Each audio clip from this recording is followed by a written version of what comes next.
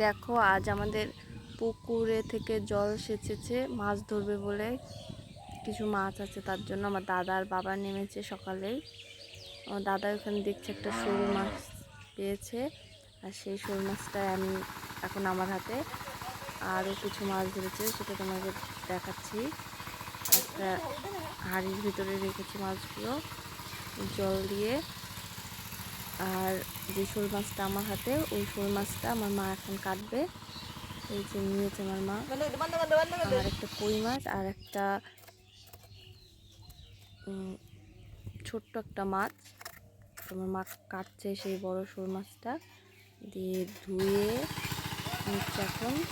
তো ধোয়া হয়ে গেছে আমার মায়ের প্রায়, ভালো করে পরিষ্কার করছে।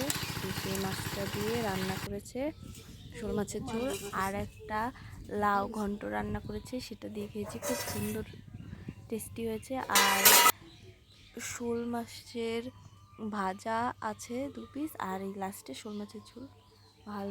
খুব ভালো রান্না করেছে। আর সবার ভালো লাগলে অবশ্যই লাইক, কমেন্ট, সাবস্ক্রাইব করে আমাদের পাশে থেকো।